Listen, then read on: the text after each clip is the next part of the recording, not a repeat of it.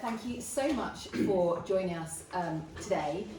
Genuinely, I mean, this is literally a packed house, so I think that tells us just how A, important the topic is, and B, probably how timely, given the focus, particularly around economic inactivity and obviously the, almost 500,000 rise in the number of people who are now dependent on sickness and disability, out of work sickness and disability benefits compared to pre-pandemic.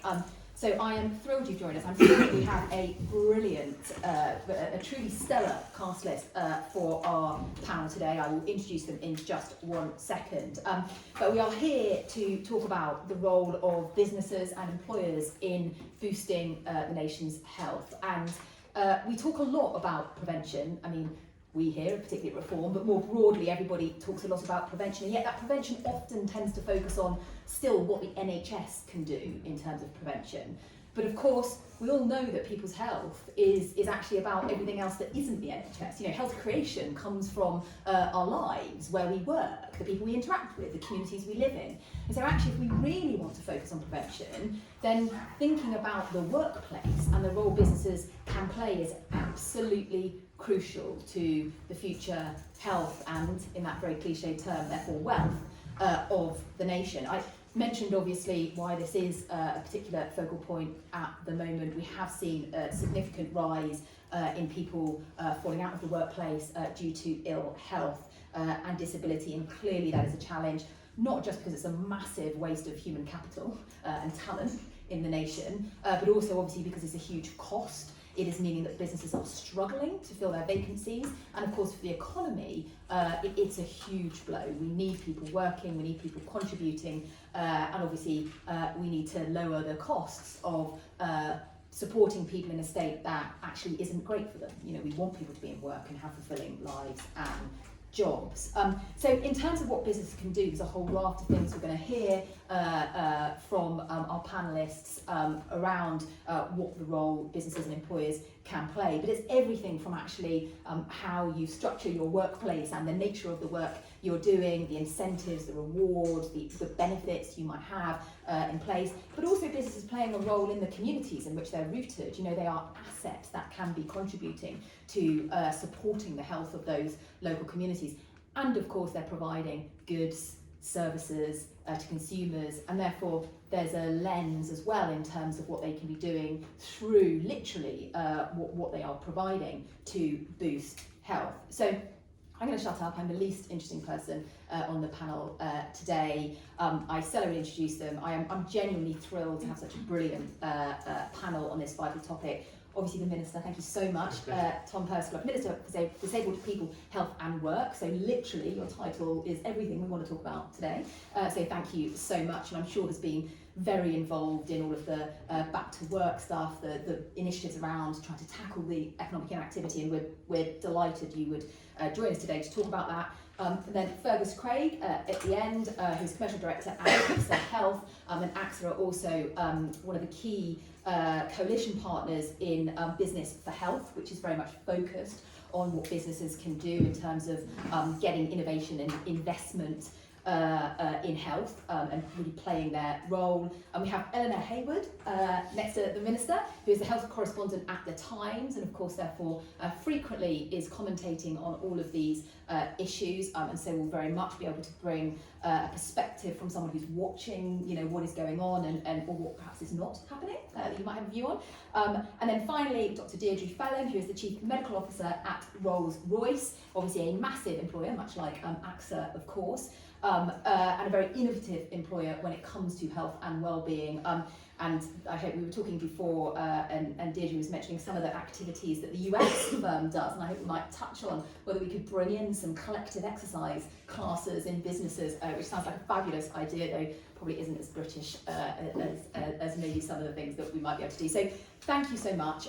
Each of our panellists is going to do some brief opening remarks to set the scene, and then of course I will come to everyone in the room for questions that you may have for our panellists. So over to you, Minister. Thank you. Great. Well, thank you so much for that very thorough introduction, where you sort of touched on the spirit of what I'm hoping to get across in my remarks. I think exactly as you said, there are huge, enormous direct and indirect benefits for people from bringing together more effectively work and health outcomes, recognising that health is best influenced and a determinant of that is work and the role that work can play. And there is a recognition within government from the Prime Minister, the Chancellor of the Exchequer, my Secretary of State, the Secretary of State for Health and Social Care, that there is more that we can do in this space. And so this is a very timely debate that we are having today, particularly with an Auckland Statement coming,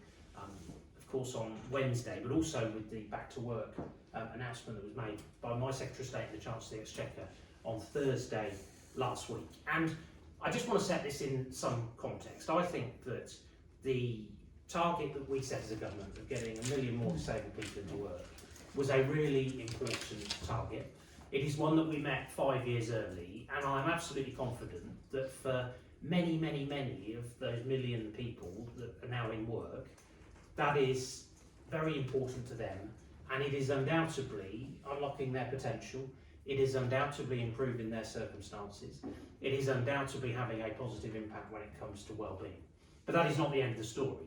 We admittedly still got some very hard yards to walk, and as government, we see this as something that we can only deliver in partnership. This is a partnership that we need to have with government playing its part, working with businesses, working with employers more generally, but also crucially, making sure there is that work and health join-up and working with disabled people, understanding what works for them, understanding what their needs are, and of course, in a reform system, ensuring that there is greater tailoring, focusing far more on what people can do rather than focusing overly on what they can't. And one of the challenges that I so consistently hear in the many visits that I do, in the correspondence I receive, and in the feedback that I pick up along the way, often the biggest barrier is knowing what good looks like and understanding what more workplaces can do to try and facilitate this employment. And when you look at schemes like Disability Confident, again, that has been an enormous catalyst for positive change. Over 18,000 employers are now disability confident, and I'm pleased to be able to say that we're now able to get on and do the disability confident review because the National Disability Strategy is no longer paused owing to the movement in terms of the court's position in relation to that.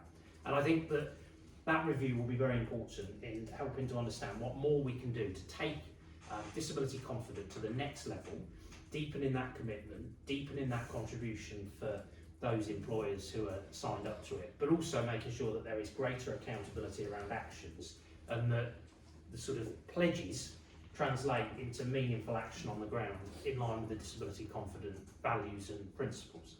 And I'm often asked about the merits of engaging with this agenda, and I think that they are many and varied, but one of the things that I would most definitely say is that not only is there a moral case for doing this, but it also makes eminent business sense.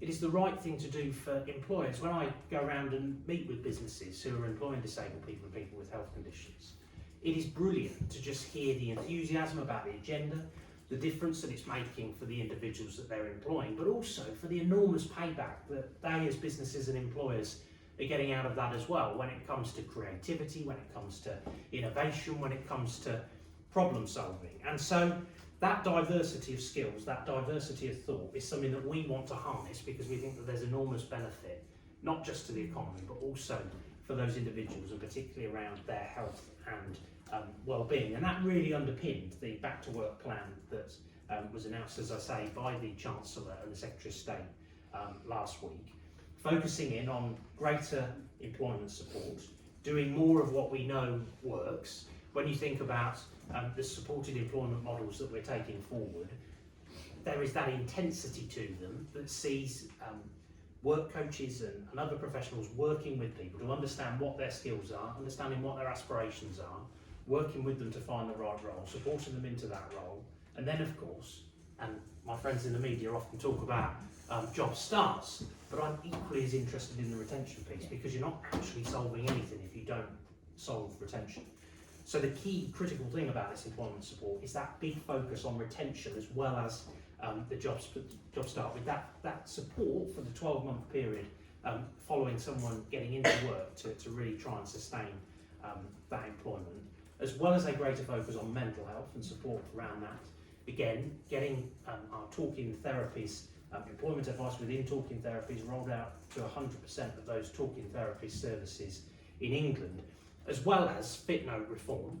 And of course, we've got the consultation, and we will respond formally to that. But what we want to do is get on pilot some innovative work around fit notes, so that we can try and get away from this situation where far too many people are just being signed off work without real thought being given to what might be more effective interventions to better support those individuals and make sure that they're getting the right support, the right wraparound care, and everything that can be levered in around that to try and get to a better outcome for that individual, to keep them as close to the labour market as possible and ideally back to work without any needless delay.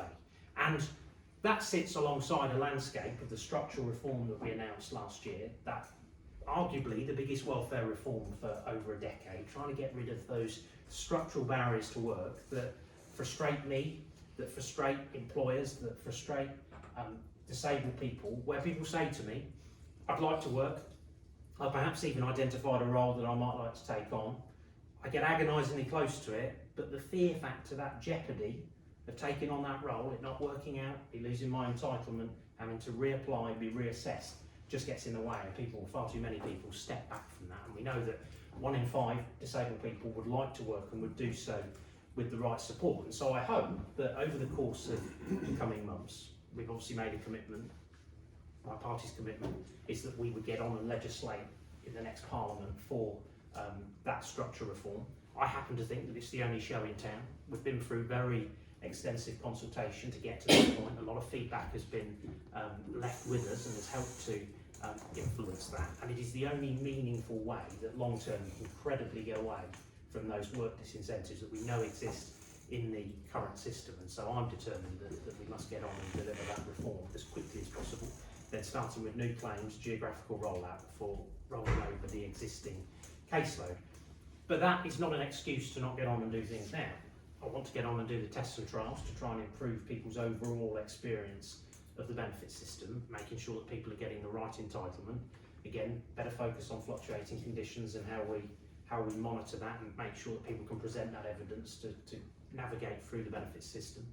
More support when it comes to matching expert assessors with people's primary health condition, again to try and help build confidence in the system and try and get the right outcomes for people, as well as a number of other areas including the severe disability group, because I want to reduce the assessment burden on individuals where it's just not inappropriate, where it's just inappropriate, it's just not right for them, and where their condition is unlikely to improve and perhaps only likely to deteriorate. And we've also of course consulted on the work capability assessment, recognising the enormous changes that we've seen in recent years, particularly around home working and flexible working. I don't think any of us prior to the pandemic could have imagined the world of work that we now live in. And so it is right that we have a fresh look at those descriptors to make sure that we are as stretching as possible when it comes to, if for example the difference being home working or flexible working being the difference between someone being able to do some work or no work at all, I think it's right that we are very thoroughgoing to explore those opportunities with people with all of that employment support around it to try and help facilitate it. And so for me, can I just thank Reform for your interest in this area? I know it's one that you've long campaigned on and have long taken a real interest in and have a passion for. We equally have that passion. As I said earlier, I think that the 1 million more disabled people in work and that target being met 5 years early was a very significant achievement. But that has to be a catalyst for further change, for further opportunity, and we are determined to throw the full weight of government behind the agenda of trying to support more disabled people and people with health conditions into work, but also making sure that people have got the right support to be able to retain the roles that they have. And I think both of those things need to be seen as mission critical alongside one another. Brilliant, thank you so much. And yes, indeed, the overhaul of the social security element of the system was recommended in a 2016 reform report, which I was a co-author of, having left the DWP, and this being the area that I really felt that my time in government we hadn't done enough on, so it's brilliant to see this being taken forward. I want to come, Fergus, to you. I mean, you mentioned there the retention point, and that point around what can businesses do to really enable employees to have the best possible health. really is the truly preventative end of this discussion. So can I come to you for your opening remarks? Yeah, okay, so just a quick introduction to AXA Health, one of the two large medical insurance companies in the UK. You can guess the name of the other one yourselves. So we cover about 2 million people for health insurance in the UK, and about 2/3 of those are employees of large corporate schemes. So the first thing I'd say is the corporate market is the market, and it is the growing market as well, because what we've seen in the last 2 to 3 years is all of the growth, and quite reasonable size growth, has come from expansions of those schemes. So the days of the C-suite, the directors and the senior management are the only people covered are pretty much gone, especially amongst larger employers. So we have an awful lot of customers now pretty much cover all of their staff in the UK. And they have a number of reasons for that. So clearly, in the nicest possible way, underperformance by the NHS makes the perceived value of PMI higher to employees. But it also means that people that are on or would otherwise be on waiting lists are not waiting for a long period of time. Potentially their condition is getting worse, potentially their chances of coming back are undermined, and so on. And we have to bear in mind that whilst we can sit here and talk about the economic benefits of various policies, the NHS is there to look for the sort of health benefits, and therefore people with slightly less debilitating illnesses are not going to necessarily get to the top of the list from the NHS's perspective. So from the employer's perspective, we're just seeing an awful lot of demand that really focuses in on getting our staff back to work, and then swimming upstream from that, which has been the trend more recently, is stop them going off in the first place or get an earlier intervention. So PMI has very much become very focused with those large corporates on two areas. One is mental health. We've seen just a staggering increase in mental health claims since prior to COVID. Luckily not kind of full-on psychotic illnesses, but anxiety, depression, etc., and also MSK. And the interesting thing to me is so much of that can be dealt with so efficiently and so quickly if you get in early. So the big discussion with employers at the moment is how, instead of letting things fester and get a bit worse and day off here, day off there, how can we work with employers to give easier access and more training to managers to say, okay, let's get this nipped in the bud, because we find very large proportion of, so those two problems are probably 80% of most employers' problems, and 80% of that 80%, if you get in early, can be knocked on the head for £300-400. A quick session of physiotherapy. So to take an example, we have a very carefully put together MSK pathway. 1 in 3 people who have been referred by their NHS GP into secondary care are dealt with in that pathway with purely remote physiotherapy. Wow. So if you get in quick and you get in with the right treatment and you advise people correctly getting the right exercises, you can sort these things out quickly. If you let people fester on them, back problems, those sorts of things, 3, 4, 5 months down the track, they've actually got a serious problem that's actually going to be very difficult to sort out. Similarly with mental health, the quicker you get in, it doesn't, in our experience, it doesn't take that much difference to how long it takes to sort them out, but it does make a difference to the probability of them coming back in again afterwards, especially if you've got a good pathway which has as part of it a big focus on giving people the resilience so that when their internal dialogue starts going the wrong way, that they've got the tools to sort that out. So working very closely with employers to try and move forwards on that agenda. In terms of stopping them getting ill in the first place, I don't know if I can sit here and say that we've cracked that one or that we're absolutely brilliant at it.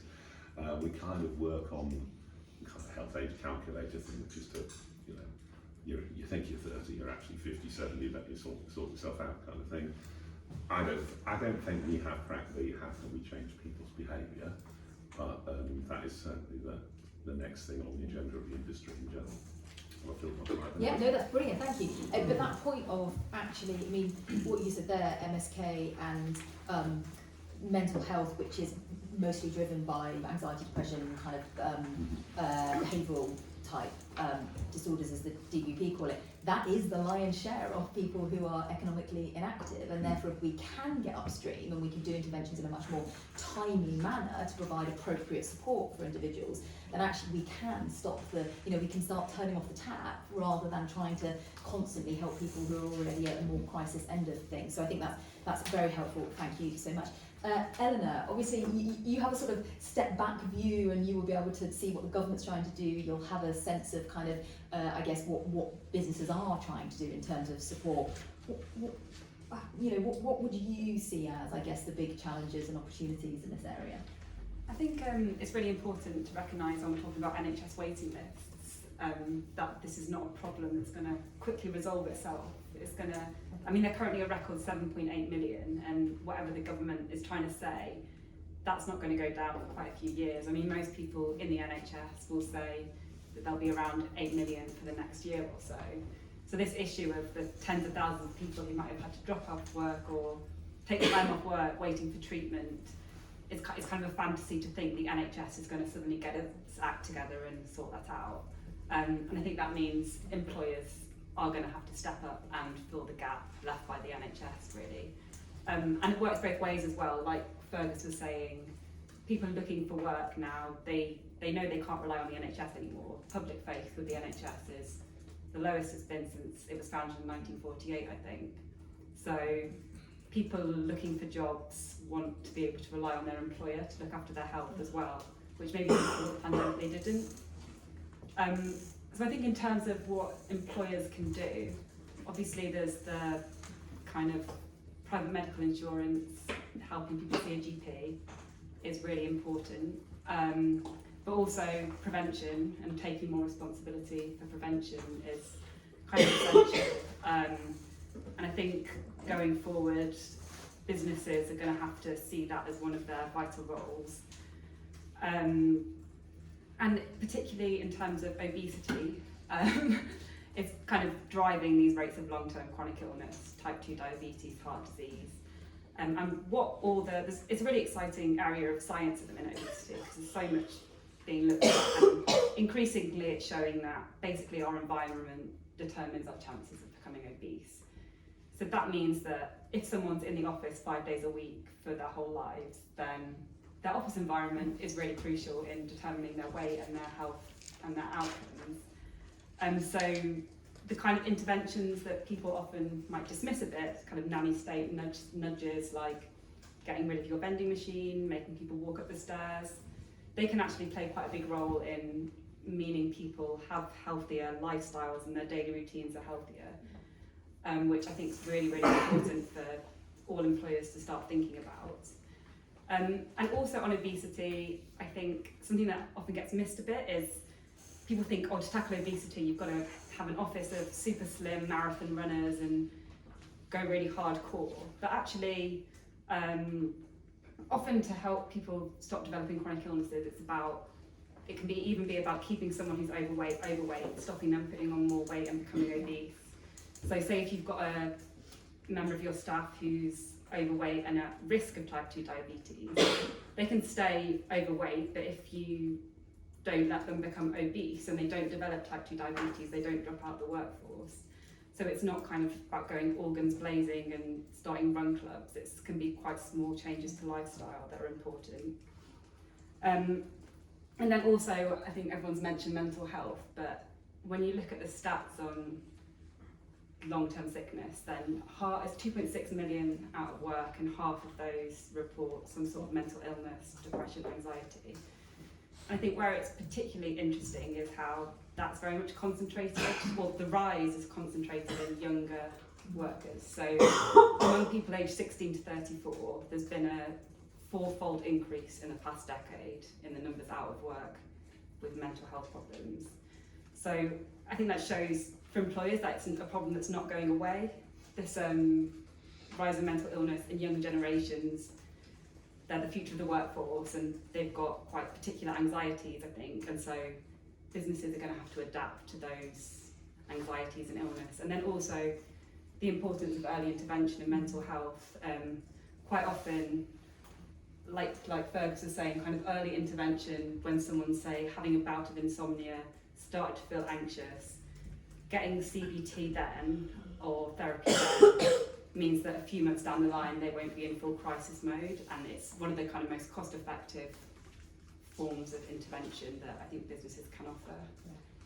But yeah, I think they're the main things. Brilliant, thank you so much. And very much kind of recurrent themes so far in terms of actually it isn't always a massive costly thing you need to do to help people, and small early interventions make a massive difference. Dr.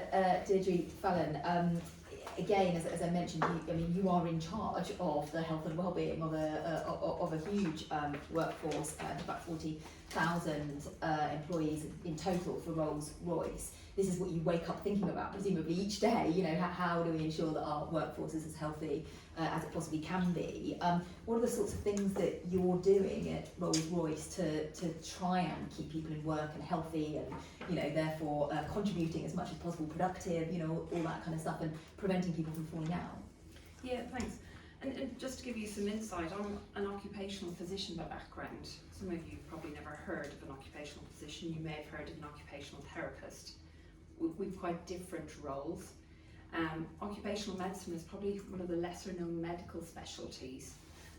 We look at the prevention of ill health due to work, but we also look at the impact of health or ill health or disability on work capability. So it's very much looking really upstream, proactivity, preventing people becoming ill and actually supporting people who become ill. But one big focus for us is very much around what we all talk about now as well-being. When I started training, we talked about health promotion, because that's what we're doing. We're promoting people to maintain and achieve really good health. And we've had a global program running since about 2016. We recently refreshed it this year because the world has changed since the pandemic. We wanted to make sure that we were, incorporating that in our programs. Our programs are very much based on that community, using community, and it's very much based on our colleagues, for our colleagues, by our colleagues. So it's not me preaching, eat your 5 a day, drink less, don't smoke, but it's actually their colleagues coming together in our global locations through a framework, of course, that we put in place, but actually running programs locally to actually empower their colleagues with information to actually understand, what they can do to maintain and improve their health. But also, what can we put in place as an employer to enable that? And our first program was very much focused on the enablers. Actually, what is in our physical environment at work to help people maintain good well-being? And we've brought in a lot of flexibility, because what works in the UK may not work in the US, and vice versa, or in Asia. And the different health priorities are very different globally, and that's really interesting as well. So, for example, in some of our facilities, they decided they wanted to have a gym. In some areas, they just wanted an exercise room that they could go and actually exercise during the day. Other areas have created walks around their facilities. And actually, we encourage people to get out, take a lunch break. We've actually made signs so you can actually put your desk up. I'm on a lunch break. Because we all know the pandemic, working virtually, lunchtime sometimes just creeps out of the day. Actually, being purposeful, I'm having a break, I'm going out, be it at home, be it in the office. And we also encourage walking meetings. Some of our facilities have really nice outdoor areas.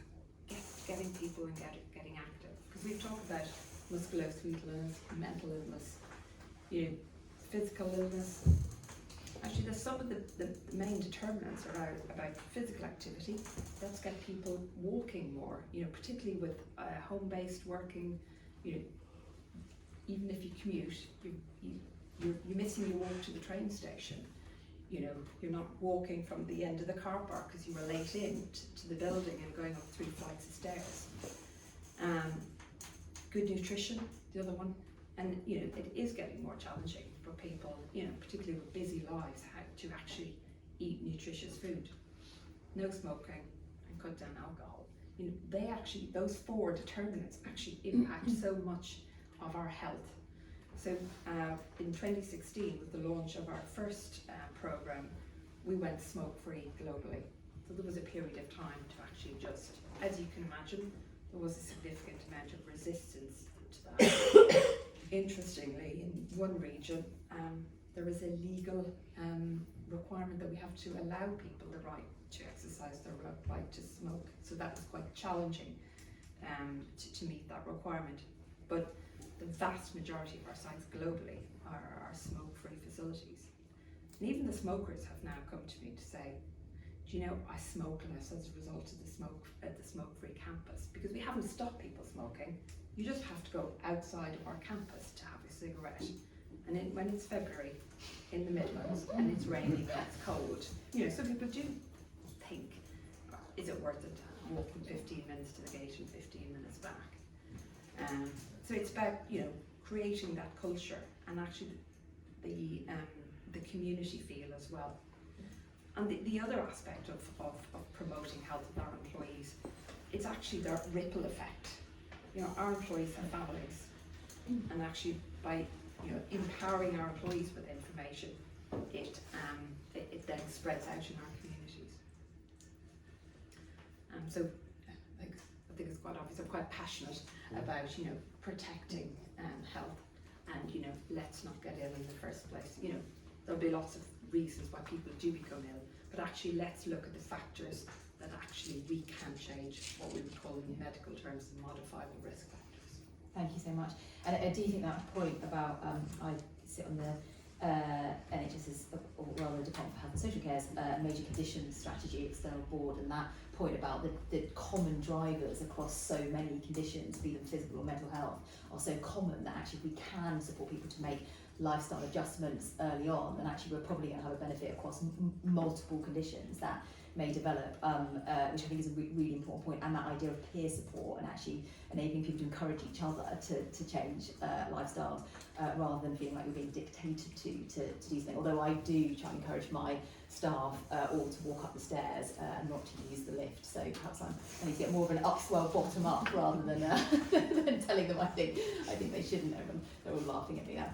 Anyway, thank you so much. That is a brilliant and really broad actually coverage of many of the different aspects, from businesses providing, you know, actual access to healthcare provision via insurance schemes, through to trying to change behaviours, changing literally the work environment to encourage, and then through to, of course, the huge amount of work that's going on in the department in terms of trying to look at both providing support and enabling people with sickness or health condition or disability to get into it, but also removing those barriers that are disincentivizing what we know. Actually, we know work is, broadly speaking, huge evidence base, is good for your health. Therefore, we want more people to be in good work to ensure that they can benefit from it. I'm going to open it up to questions, as I imagine we're going to have a lot. I've already seen lots of hands shooting up. I'm going to take a couple at a time to make sure we can get through a few. So the lady just here I'll take, and then there's a lady just in the middle. I think your two hands shot up the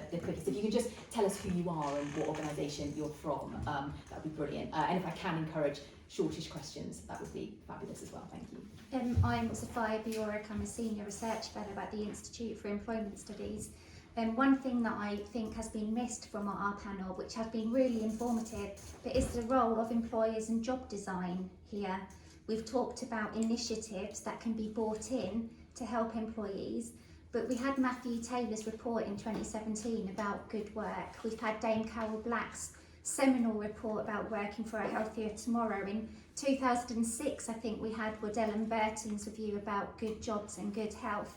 And nothing here has been mentioned about the role of employers and good job design and what we can do to help support them. So whether it's flexibility, autonomy, fairness at work, better support. We had Fergus mention training of line managers, which I thought brilliant. Somebody's mentioned the role of line managers here in good work. We had the CMI report a few weeks ago saying that we don't have good line management training. But we're still missing the point in, actually, if we get good job design, that is probably the best preventative action we can have for workplace health. If we look at the evidence, that's where the evidence sits. Great, thank you so much. Brilliant question, absolutely right. And then the lady that was just in the middle there. Hello, my name is Sophie and I'm from Spire Healthcare. Spire, as you may know, has a chain of hospitals, 39 hospitals across Britain, and does lots of hips and knees, but we also do now talking therapies and occupational health services. So what can the panel say about how SMEs can get more access to occupational health? So clearly a big company like Rolls-Royce can do that in-house, but lots of smaller companies can't access that. Thank you. And indeed, we were having a conversation exactly about that point before we started. So thanks so much.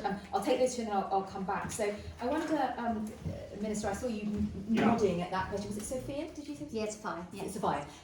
About job design, and clearly there's something you were agreeing with there. I wonder if you might want to take that one. Well, actually, I feel quite strongly on both of these. Oh, great. So maybe Perfect. I think on the job design point, you raise a really valid point, which is why one of the things that we are doing is trying to help facilitate that greater tailoring and better capturing what people's needs are, and then being more easily able to passport that knowledge and know-how and those support needs around. So, for example, one of the programs that we're sort of in the early stages of getting on and delivering is Access to Work Plus, recognising the enormous difference that Access to Work has made beyond standard reasonable adjustments that under the Equality Act employers are obligated to get on and deliver. But what Access to Work Plus is all about is trying to work with employers where there's a desire to employ a disabled person, to work with them to try and craft the role in such a way that they can then get on and employ that disabled person, supported hopefully with much greater knowledge around disability confident. And as I touched on in my sort of opening remarks, I want to deepen that commitment, try and get more businesses of all sizes signed up to be disability confident, knowing what they can do practically to try and unlock some of those employment opportunities.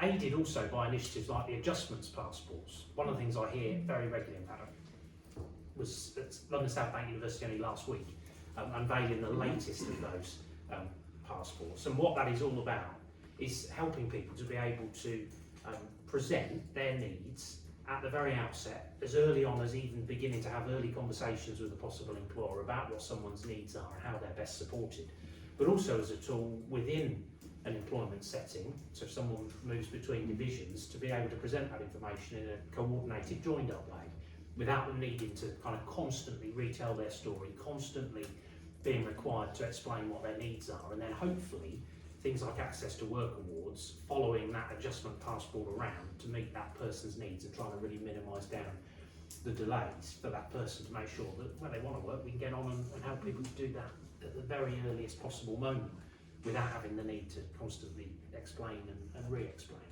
And on occupational health, again, this is something that is hugely of interest to us. Of course it has to be, because when you think, I think it is 93% of large businesses have access to occupational health. That drops right off to 17-18% when it comes to SMEs, which is why we got on and funded through that £1 million innovation fund a number of small innovation pilots, and why we've also had the consultation around what more we can do to try and improve occupational health uptake within businesses of all different sizes. What that comes down to realistically, and we're currently evaluating where we go from here, informed by that feedback, but the key principles in all of this is scalability. You know, what is scalable, what is cost effective for businesses, but also, again, it goes back to my earlier point about what good looks like. And so things like baseline standards, I think, are quite interesting in this respect, about what a basic provision looks like, and what could then be the building blocks to try and enhance that and improve that, depending on the desire of a business and its needs to be able to go about doing that work. So we are very clear, again, rather in that spirit of partnership, that there's more that we can do on the occupational health side, and we'll come forward with sort of next steps and responding to that consultation as soon as we're able. Did you you could pick up on that job design point around how do you not just create a physical environment that's more encouraging, and it's great talking about actually even just job design and saying we want you to take your lunch break is quite an important aspect of it, and we want you to move, etc. But are there any other aspects that you've been thinking about at Rolls-Royce in terms of actually how people work and making sure that contributes to a healthy environment? Yeah, and I suppose I focused on the health promotion aspect. For me, that comes in the prevention of ill health, and for me, that's a very wide breadth, as well as we've got to risk assess the physical environment to make sure that there are no risks that will impact health as well as safety. But very much from a job design, we're very much looking at, you know, workplace pressures, which can potentially impact on mental health. We do have a programme towards that. Actually, I go back tomorrow and doing a session where we have a, you know, I'm getting into detail, but we have a workplace pressure risk assessment tool. And so a team have worked through that, and they've invited me along to the discussion tomorrow to actually understand what are the pressures within their role. You know, are there changes? You know, I've heard back from other teams, you know, just small things like they don't have meetings on a Friday, and that's a team decision, because it allows people to actually catch up on the work that is generated from all the other meetings and the other 4 days a week that we're all very well used to. But it's about coming together with that job design. What works for a team? And there's no blueprint that will work for every team in every organisation. It's working as a team. You know, and, you know, part of my role, my team, is about, you know, what tools can we give our managers? What tools can we give our colleagues for them to be able to be empowered? And I think it's not very much about deciding top down, but it's about giving people the tools and empowering them to actually have those discussions with their managers. How could we work better? You know, you listed out all the things that we look at, Sophia, you know, very much about, you know, and one focus we're having this year is on psychological safety in the workplace. How can we create an environment where people feel that they can come forward and, you know, voice those challenges that they may be having personally, as well as, you know, other aspects, not just to do with job design, other aspects of how we operate and, you know, other risks in the organisation. Brilliant, thank you. I'm going to keep going on questions because I want to get as many in as possible. The two gentlemen at the back, I think you were the next two with your hands up. Cool, thanks. So I'm Joe Ahern, I work for WPI Economics. Lots of really interesting discussions, thanks so much everyone. To go on the importance, the role of employers, obviously encouraging employers to do the right thing. One of the really big financial links between an employer and the health of their staff is sick pay, statutory sick pay. At the moment, SSP in the UK is pretty much the lowest in the OECD, provides very, very low replacement rate for people who are off sick. And also as a result, I think, you know, really limits the incentive of the employer to engage sufficiently in workplace health a lot of the time in a lot of sectors. Government said a couple of years ago, now is not the right time to reform SSP, is now the right time to look again at SSP. Thank you very much. Is now the right time. Yeah, and the gentleman just Malcolm Clark from Cancer Research UK. As the Times reported today, unemployment and economic inactivity caused by tobacco, alcohol and obesity has led to an estimated nearly 500,000 adults out of work in the UK. Do large businesses get frustrated at what is outside of their immediate capability to change? Is there a role for large businesses to make the case for further upstream efforts to make it easier for them in their own workplaces to maintain a healthier workforce? Brilliant, thank you. I wonder, as we've had the mention of the Times there, whether Eleanor, you might like to take that one about kind of, I mean, you touched on it a bit, the sort of the huge factors that go into so many of these conditions, and actually people then having multiple conditions, which is a huge problem, and could businesses, I guess, be being a bit more demanding, I think was the question of action from government. I do think we're at quite a big turning point really in terms of the need of government to act on unhealthy industries, and Rishi Sunak's announcement of the smoking ban was enormous. I mean, Cancer Research were the same, you know, it's the biggest piece of public health legislation we've seen in decades. And so I think that paves the way, hopefully, for further action on things like junk food promotions, unhealthy food, because then that takes the burden off businesses and off individuals if you've got the government acting. And public support for these measures is hugely in favour. So I think it's about 75% of people are in favour of stricter laws on unhealthy food to kind of help tackle obesity, and particularly when it comes to children.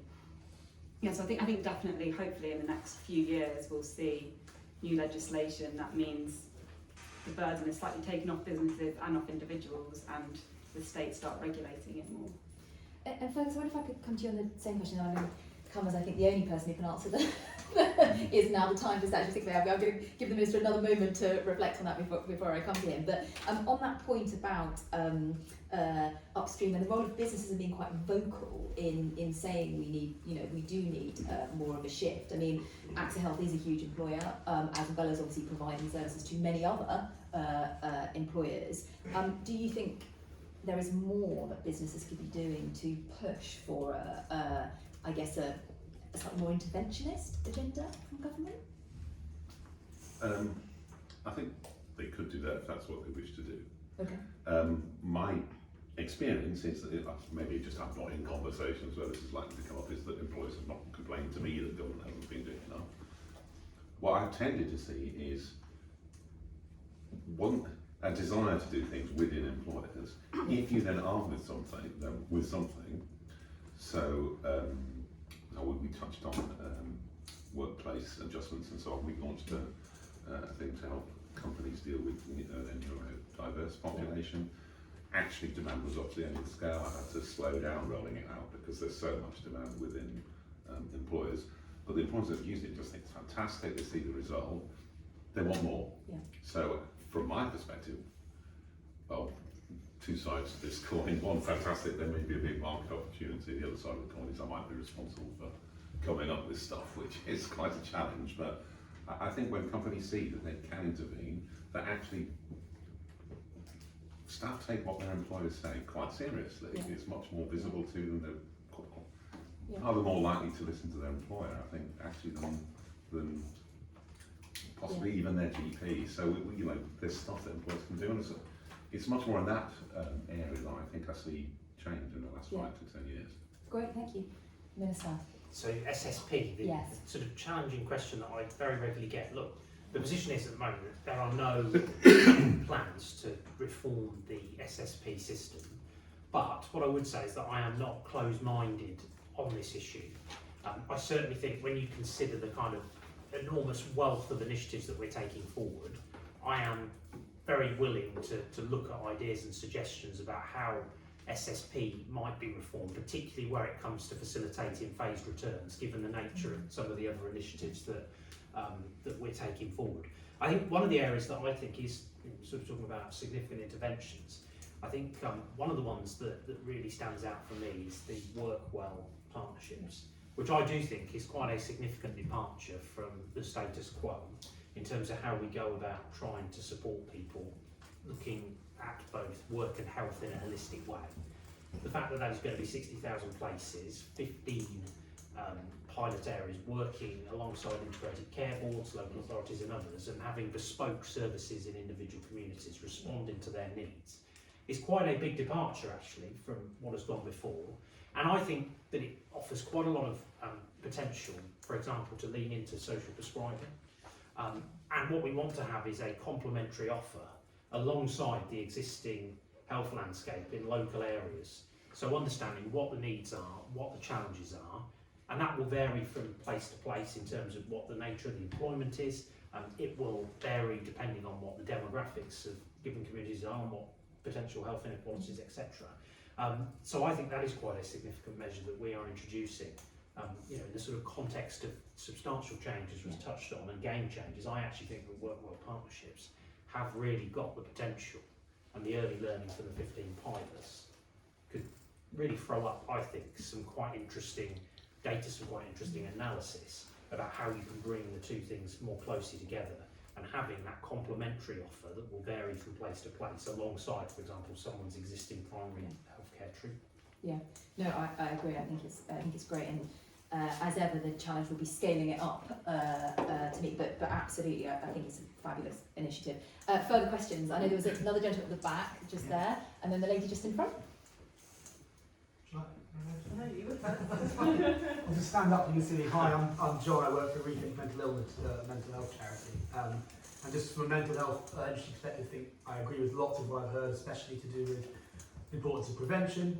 My question is a bit more specific in terms of, there's a lot that employers can do to help with mental well-being, mental illness, especially on the perhaps less severe side of the spectrum. There is also an importance when it comes to welfare policy and work capability assessments, that the right people are being put in the right categories for who's being put into the workforce and who's not, as a kind of a series of incentives and carrots and sticks, and making sure that it works the right way. Historically, and this predates the current ministers, but historically there's been real issues with people who are severely mentally unwell being declared fit for work and going back into the workforce, while going through things like psychosis, severe depression when it's not appropriate. That's largely because of the systemic misunderstandings of mental illness in the kind of work capability assessment structure. If we are to relook at the whole thing now, which I understand we are doing, and that's all very welcome, just want to ask for assurances that that would be looked at in terms of engaging with the mental health charity industry and health system for how to create a system which understands mental illness to the extent that people there's a limit to who should be being put, who's the employer's responsibility and who's the state's responsibility, and how we can best address that balance, which is a very tricky balance but needs to be looked at. Thank you so much. And as a follow-up, I'm from Versus Arthritis, so musculoskeletal health charity. Obviously there is a lot of overlap of these two conditions. I suppose one of my questions here is that we know people with musculoskeletal health, their conditions fluctuate, they may require all kinds of different support, whether that be aids and adaptations or flexible working times. We also know there is a plethora of resources out there, and as we mentioned, there will be more coming online. So given the critical nature and role of line managers, how can we support line managers to navigate all this complexity, to connect all these different offers with the person they're trying to support?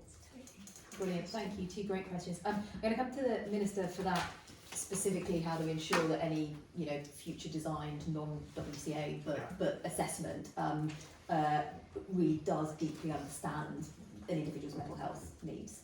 So the point, so again, I'd actually just like to rethink mental illness for the work that they do and for the advocacy that they provide, and for the engagement with the department around these really important issues that involve some of the most vulnerable people in our country and in communities such as those that I represent. And I think one of the things I would say is that there have been times, and you will be able to relate to this I'm sure, where the work capability assessment has been a huge bone of contention in British politics in terms of views about that and the way that it has been carried out. I think we are in a markedly different place now. I think that the department has learnt an awful lot working with assessment providers and has improved that process very considerably in more recent times.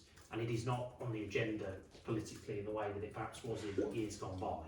But I do think that the government's policy position of scrapping the work capability assessment is the right approach, and that is what we've said we will do as part of the structural reform that I touched on earlier.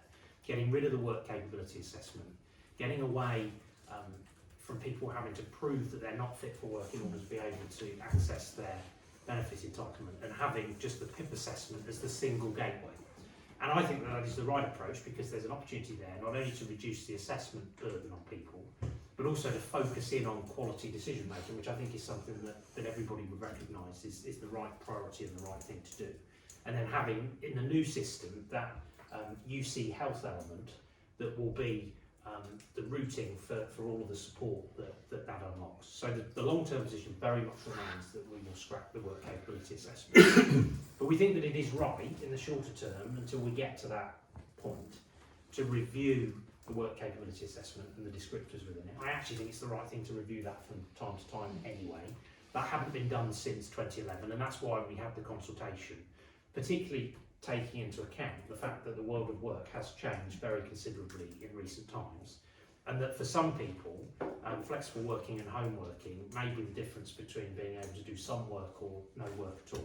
Now, what I can't do today is be drawn on what the outcome, much as I know that people would like me to be drawn on the outcome of the consultation. It is right that we take the time to properly work through those consultation responses, because this is really important for the reasons that you've touched on, sir, about why we need to get this right and to move this, to consider this with real care and attention. But what I can say is that, for example, in relation to the structural reform, I am not wasting any time. The commitment remains that we will legislate for this in the next Parliament, But what we are doing is already beginning to work up the various work streams associated with the structural reform with lots of engagement around it, because I want that to be a collaborative approach. I want it to have the impact that I believe it can have. I want to take people on that journey with us as a department as we look to develop that future system. And I think it is absolutely right and proper that mental health charities in particular help us to play their part in helping us to shape those reforms. And so we will go about that work in a very inclusive manner. Really grateful to everybody who's been participating in that so far, particularly for the reasons that you mentioned around safeguarding. Again, I think the department has made some really considerable strides forward in recent years around safeguarding processes and making sure that, you know, where there are concerns, where issues arise, we get people the proper help and support that they need. And in terms of the consultation that we've had on the work capability assessment descriptors in the meantime, your point about those very particular vulnerabilities for individuals, the most vulnerable people, are certainly not lost on me, and I hear your point. Thank you. Thank you very much. And the question about MSK in particular, but kind of this fluctuating conditions challenge, which actually is I think has historically been very difficult for the department to deal with, but also to your point, how do we enable employers and line managers to be able to respond? And I wonder, Deirdre, whether you might comment on that, because I mean it is a huge challenge, and actually understanding how to build in a degree of flexibility, which may feel challenging in a workplace depending on the demands of that workplace, and how line managers will navigate the many and increasing options for support. Yeah, and really great question, and I think that goes back to what I talked about earlier, is occupational medicine is part of our remit, is about supporting individuals who have underlying conditions, disabilities, but actually taking a very individual-centred approach. You know, I do recognise how fortunate I am to work for a large organisation where we have an occupational health service with different types of disciplines, who can actually, you know, see our colleagues, you know, if necessary, go out and look at their workplaces, to be able to give that advice and support their managers to help that individual to undertake the job that they're employed to do, and if they need adjustments, to detail what those adjustments can be. And it is about understanding that some medical conditions aren't continuously at the same level. You know, some mental health conditions, you will get fluctuation in symptoms. You know, there'll be periods of time where somebody may not be able to work, or for some individuals, it's in a flare, they won't be able to be in for 6 a.m. shift because it'll take them longer to get going in the morning. And you know, as I said, we are fortunate that we have an occupational health service, and I think that goes back to the question earlier on from the lady sitting in front of you, when you said, you know, how do smaller organisations have access to that level of advice to be able to support their employees to remain at work.